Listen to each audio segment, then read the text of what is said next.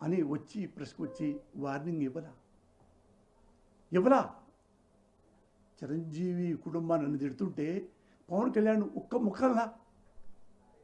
ఇప్పుడు అంటున్నారే అప్పుల్లో నోళ్ళు ఎక్కడ లేచినాయి, ఖండించాలి కదా. సొంత తమ్ముడే మీరు ఆ హీరో ఖండించలేదు. ఈ అన్యాయం జరిగితే నాగార్జున తిడితే మరి చిరంజీవి కుటుంబాన్ని మొత్తాన్ని ఘోరంగా తిట్టారే, వాడు తీసేయి. పవన్ కళ్యాణ్ ఎందుకు తిట్లా? ఎందుకు టీవీ రాలా? నాగబాబు ఇంకొక తమ్ముడు పవర్ఫుల్ మ్యాన్, వీళ్ళిద్దరూ మా అన్నను తిడతారా అని రోడ్డు మీదకి వచ్చారా? రాలా. చాలా టైం చూశాడు చిరంజీవి. నాకు ఫోన్ చేశాడు. చిరంజీవి నా క్యాస్టోడా, నా అన్న, నా బ్లడ్ రిలేషనా? ఏమీ కాదు. ఒక రెస్పెక్ట్. పోసాని కృష్ణమురళి నిజాయితీపరుడు, హంబుల్గా ఉంటాడు, బాగా చదువుకున్నవాడు అని ఆయనకి ఇంత పెద్ద ఇండస్ట్రీలో, ఇంత పెద్ద రాజకీయాల్లో, ఇంత పెద్ద కులంలో ఎవడూ కనపడలా ఎక్సెప్ట్ పోసాని కృష్ణమురళి. నో ఈ షుడ్ నో. నాకు ఫోన్ చేశాడు. ఈ క్రైడ్ లైక్ ఇది సెల్ ఫోన్లో క్రైమ్ చేశాడు నా బిడ్డల సాక్షిగా. అక్కడ చూడు మా అమ్మ నాన్న ఫోటోలు ఇవి, వాళ్ళ సాక్షిగా నాకు ఫోన్ చేసి గద్గద స్వరంతో, మురళి నా భార్య బిడ్డలు ఏం చేశారు మురళి అంటే, నాకు ఐ క్రైడ్ లైక్ ఎనీథింగ్. ఇంత పెద్ద లెజెండ్స్ ఇన్ని వాళ్ళ ఇంటూ ఆడాలని తిడతాడా? రాజకీయాలు ఎక్కడ, ఇది ఎక్కడ అని. అన్నయ్య నా బాధ్యత అది, మీరు ఆడకండి. ఫోన్ పెట్టి ఎంబటే ప్రెస్ మీట్ పెట్టి, ఎవరు తిట్టింది? ది గ్రేట్ రాధాకృష్ణ ఫ్రెండే. తిట్టే నేను బుద్ధి చెప్పి, నీకు ఇలాగే ఉండే, నీకు కూడా ఆడపిల్లలు ఉండాలి, తప్పు కదా అంటే అతను పశ్చాత్తాపడి ఆ రోజు ఇప్పుడు నోరెత్తల జైటిల్ మ్యాన్ ఓ తప్పు తెలుసుకున్నాడు. మరి ఇప్పుడు అతను ఇప్పుడు పీకుతున్నారే, మరి పవన్ కళ్యాణ్ పీకాడు. ఎంత పవన్ కళ్యాణ్ ఫస్ట్ వచ్చి నిలబడాలి అక్కడ. ఎవ్వట్రా నా కొడుకు మా కుటుంబాన్ని అన్నది, నన్నే తిట్టేది. ఇంకోటి చెప్తాను రండి, రాజేంద్ర ప్రసాద్ టీడీపీ లీడర్, వీళ్ళందరూ టీడీపీ లీడర్లే. సినిమా ఇండస్ట్రీలో అబ్బాయిలు తిట్టేది ఎక్కువ ఆల్మోస్ట్ తెలుగుదేశం వాళ్ళే, తెలుగుదేశం వాళ్ళే. Rajendra Prasad TDP leader. ఒకప్పుడు రాష్ట్ర పంచాయతీ సర్పంచుల ప్రెసిడెంట్. అక్కడ విజయవాడలో ది గ్రేట్ నారా చంద్రబాబు నాయుడు గారు నిరసన పెట్టారు ఒకటి, అధికారం లేనప్పుడు. ఏంటంటే ఏం నిరసన అంటే, మా రాష్ట్రానికి ప్రత్యేక హోదా కావాలి. ఒకప్పుడు ప్రత్యేక హోదా వద్దు, కాళ్ళు ఎర్రగొడతా అన్నవాడు అతనే. మళ్ళీ పదవి పోయిన తర్వాత మళ్ళీ దిండు మత్తు వేసుకొని పెద్ద చేసి ప్రత్యేక హోదా కావాలి అంటే, సినిమా ఇండస్ట్రీ పెద్దలందరూ అంట, డైరెక్టర్లు, హీరోయిన్లు, నిర్మాతలు మొత్తం వచ్చి అక్కడ సానుభూతి వ్యక్తం చేసి ఆయనకి అండగా నిలబడాలంట.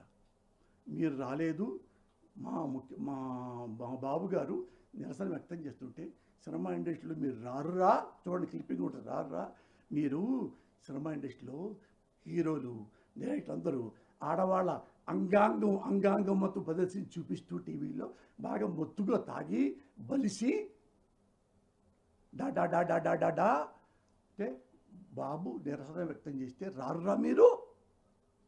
నేనంటాను పర్సనల్గా ఒక మాట మీతో, మీ ప్రెస్ మీడియాతో, ఒకప్పుడు ప్రత్యేక హోదా వద్దు, కాళ్ళు ఎరగొడతా అన్నాడు చంద్రబాబు నాయుడు. మా ఇండస్ట్రీ మొత్తం ఏమన్నాం, ఓ బాబు అక్కర్లేదు కావాలే అనుకుని మా వాళ్ళు కామ్గా ఉన్నారు. హీరో కూడా బాబే వద్దంటున్నాడు కదా అని. మళ్ళీ పదవి పోయిన తర్వాత ప్రత్యేక హోదా కావాలి. ఇప్పుడు మా హీరోలు, మా డైరెక్టర్లు, మా నిర్మాతలు ఏం కావాలి? ఒరే మొన్నే కదరా కాళ్ళు ఎరగొడతా అన్నాడు ప్రత్యేక హోదా అని, ఆ నోటితోనే మళ్ళీ వచ్చి నిరసన వ్యక్తం చేస్తున్నట్రా అంటే మనం ఏం చేయాలి అంటే, చంద్రబాబు నాయుడు వంగోమంటే వంగోవాలి, నుంచోమంటే నుంచోవాలి. అది రేపు మళ్ళీ నో అంటాడు, మళ్ళీ హీరోలు వచ్చి నో అని చెప్పాలి. రేపు మళ్ళీ ఎల్లుండి ఢిల్లీ వెళ్ళి మళ్ళీ కావాలంటున్నాను మీరు ఎస్తానాలి.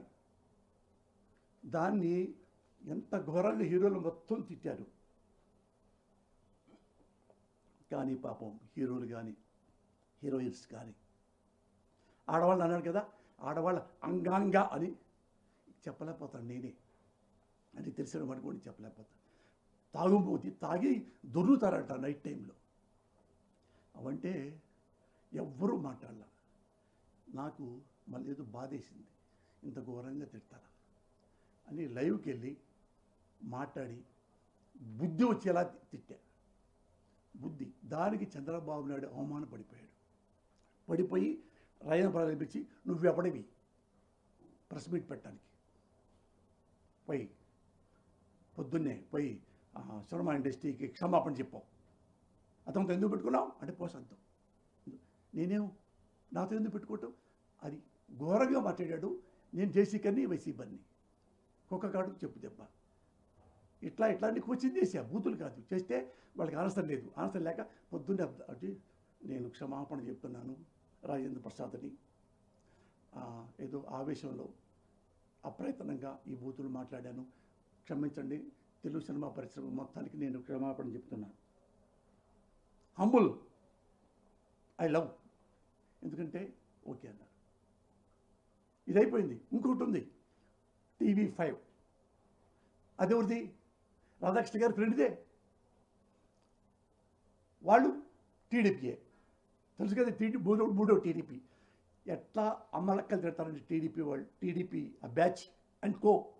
ఇప్పుడు TV5 లైవ్లో నన్ను పిలిచి అవి ఇవి నాతో ఫైట్ చేయలేక, రాజకీయాలు మాట్లాడలేక, సినిమా వాళ్ళు మీరు సినిమా రంగంలో లంజం లేరా చెప్పాలి అందరికీ, సినిమా ఇండస్ట్రీలో లంజలు లేరా అని TV5 వాగింది. అప్పుడు మా సినిమా ఇండస్ట్రీ విస్తుపోయింది తప్ప దాన్ని వాళ్ళు బయటికి రాలేకపోయారు. They cried like anything. హీరోలు, ప్రొడ్యూసర్లు, డైరెక్టర్లు, ఆడవాళ్ళు మొత్తం ఏడ్చారు. ఇండస్ట్రీ అంటే ఇంత చెడ్డ అనుకున్నారా మీరు? మళ్ళీ నేనే వెళ్ళా, మళ్ళీ నేనే గట్టిగా మాట్లాడా, మళ్ళీ వాడితో సారీ చెప్పించా. ఆఫ్టర్ ఆల్ నేను ఒక్కడిని, నా తరఫున ఎవరు పక్కన నుంచి ఒక్కడు కూడా ఉంచోలా. భయం వాళ్ళకి, అమ్మో మళ్ళీ తిడతారు, నా పిల్లల్ని తిడతారు, మా ఇంట్లో మా అమ్మని తిడతారు, ఆడవాళ్ళని మళ్ళీ ఇండస్ట్రీ రాయకుండా చేస్తారేమో లేడీస్, మళ్ళీ వాళ్ళు మాట్లాడితే. మళ్ళీ వాడికి సారీ చెప్పించాడు TV5 ద్వారా. ఇవి 3-4 ఇట్లాంటివి. దానికి నేనెందుకు, చిరంజీవి ఎవరు, నాకేంటి సంబంధం, ఎందుకు సినిమా తరఫున నేను ఫైట్ చేశాను? బికాస్ నేను అడుక్కునే పరిస్థితుల్లో నేను మద్రాసు వచ్చాను. మీకు ఎప్పుడు చెప్పుంటాను నేను, చెప్పి అన్ని డబ్బులు పోయి మా నాన్న ఆత్మహత్య చేసుకున్నాడు. అటు చదువుకోవడానికి ఇచ్చి ఏదో పాకెట్ మనీ కోసమని అటు ఉంటే, అదే తెలుగు సినిమా పరిశ్రమ మహాతల్లి నాకు అన్నం పెట్టింది. ఈరోజు ఈ ప్రెస్ మీట్లో కూర్చున్నానంటే, ఈ బిల్డింగ్ 10 కోట్లు, ఇది నా సొంతంగా నేను బతుకుతున్నానంటే బికాజ్ ఆఫ్ తెలుగు కళామ తల్లి. ఆ బాధ్యతతో నేను సినిమా రంగాన్ని ఎవడన్నా కానీ నేనే ఫస్ట్ వచ్చేవాడిని. ఇంతమంది, ఇంకో ఎబోవాలు చెప్తా, మాజీ DGP గారు అరవింద్ స్వామి గారు ఇంటెలిజెన్స్, ఆయన ఒక ప్రెస్లో పెట్టి సినిమా వాళ్ళు ఎవరు నమ్ముతాడయా, సినిమా వాళ్ళ క్యారెక్టర్ లేదు, క్రెడిబిలిటీ ఏడుంది వాళ్ళకి, క్రెడిబిలిటీ అన్నాడు. క్యారెక్టర్ గారు క్రెడిబిలిటీ ఏడుంది, అది నంబరు రాజకీయాలు అయ్యి ఇవ్వబట్టే. అప్పుడు ఆ మీటింగ్లో ఎవరున్నారు తెలుసా? జయశోద గారు, తనికెళ్ళ భరణి గారు, సునీల్ ఆర్టిస్ట్, చాలామంది ఉన్నారు, రామచంద్రమూర్తి గారు ది గ్రేట్ ఎడిటర్, జర్నలిస్ట్, వీళ్ళందరూ ఉంటే ఆ మాట నే పక్కనే కూర్చుంటే ఆ మాట ఎంత హీనంగా మాట్లాడారంటే అరవింద్ ఆయన రావు గారు, DGP పెద్ద పోలీస్ ఆఫీసర్, సినిమా ఇండస్ట్రీ వాళ్ళకి క్రెడిబిలిటీ లేదు అంటే నేను తట్టుకోలేక వాళ్ళంతా తలొచ్చుకున్నారు. జయశోద తలొచ్చుకుందండి, జయశోద గారు అడగండి మీరు జయశోద గారిని. అయితే నేను నాకు ఇవ్వడు సార్ మైక్ అన్న. అయితే DGP గారు మాట్లాడు తప్పు, మీ పోలీసులే, వాళ్ళ ముందు నా పోలీసు సెక్యూరిటీ ఉంది, మీరే, మీ పోలీసులో అవినీతి పరులు లేరా, లంచగొండులు లేరా, కట్మలు లేరా, ఫేక్ ఎన్కౌంటర్ చేయట్లేదా, లంచాలు తీసుకోవట్లేదా, ఏ ప్రభుత్వం వస్తే ఆ ప్రభుత్వానికి చెంచాగిరి చేయట్లేదా? మీకంటే మా సినిమా వాళ్ళు చాలా చాలా చాలా గొప్పవాళ్ళు. Should not forget that sir అన్న పబ్లిక్లో. మదర్ ప్రామిస్లీ ఐఎమ్ టెలింగ్, ఈ మాటలు అన్నాను. నన్ను లేపటం అంతసేపు పోలీసులు, ఎందుకంటే నాకు అన్నం పెట్టిన సినిమా ఇంత ఘోరంగా మాట్లాడతాడు ఆయన. అలాగని మీరు చూస్తుంది కానీ అంటే ఆయన రిపీట్ అయిపోయి నైటు ఇంటికి వెళ్ళిపోయి నైటు మళ్ళా సాక్షి ఆఫీసులో వేరే వాళ్ళకి జర్నలిస్టులతో ఫోన్ చేసి, సారీ అండి, పోతాన కృష్ణమురళి గారిని నేను ఫీల్ అవ్వట్లేదు, నాది మిస్టేక్, నేను తొందరపడి ఆ మాట అన్నాను, ఆ మాట వెనక్కి తీసుకున్నాను, సో సారీ అని హంబుల్గా ఆ పోలీస్ ఆఫీసర్ గారు లుంగి మాట్లాడారు. ఇవన్నీ ఎవరి కోసం? ఇంత పెద్ద ఇండస్ట్రీలో ఎవడైనా ఇంతగా నాలాగా, నాకేం పని అండి, పిచ్చా, నాకన్నీ ఉన్నాయి, నాకు ఫ్రస్ట్రేషనా, నేను మానసిక రోగినా, చదువుకున్నా, I did BCom, MA, MPhil చదువుకున్నవాడిని, అన్ని డబ్బులు సంపాదించుకున్నవాడిని, నా మంచి పిల్లలు ఉన్నారు, భార్య ఉంది, మంచి కుటుంబం, ఇంట్లో ఉంటే నేను స్వర్గంలాగా ఉంటా. ఇన్ని ఉండి నేను ఎందుకు అటో ఇటో వాళ్ళకి సపోర్ట్ చేస్తాను? ఎక్కడ న్యాయం ఉంటే అక్కడికే నేను వెళ్తాను. నేను ఎప్పుడైనా లంగా పనులు చేసి ఉంటే ఈ 38 ఏళ్లలో మీరు ఎంక్వైరీ చేసుకోండి. ఎవడో డబ్బులు తీసుకొని ప్రెస్ మీట్ పెట్టాలనుకున్నా కానీ ఒక పదవి కోసం, దానికోసం 15 ఏళ్ళ నుంచి నేను జగన్తో ఉంటున్నా. జగన్ గారు పార్టీ పెట్టి పెట్టక ముందు నుంచే ఉంటున్నా. ఆయన ఓడిపోయినప్పుడు ఉన్నా, గెలిచినప్పుడు ఉన్నా, ఓడిపోయినప్పుడు ఉన్నా, మళ్ళీ ఇప్పుడు ఓడిపోయి వచ్చినప్పుడు ఆయన దగ్గరే ఉన్నా. నేను మొన్నే చెప్పా, దేవుళ్ళనైనా మారుస్తాను తప్ప జగన్మోహన్ రెడ్డిని నేను మార్చను. చచ్చే వరకు ఈ గుండెల్లో నా కుటుంబం తప్ప నెక్స్ట్ ఉండేది జగన్మోహన్ రెడ్డి అని చెప్పా. దీనికి నన్ను ఒక రౌడీని చేసి, ఎవడో మరోడే రాధాకృష్ణ, నువ్వు అంటున్నావు మీరు నోళ్ళు లేకపోయింది, మీరు చెప్పొచ్చు కదా అన్నావు. నేను అడుగుతున్నాను, రాధాకృష్ణ, హిట్ టీవీ యాప్ ని డౌన్లోడ్ చేసుకోండి. ఇందులో short news, live news, entertainment movies అన్ని అవైలబుల్ గా ఉన్నాయి. Please download hit TV app.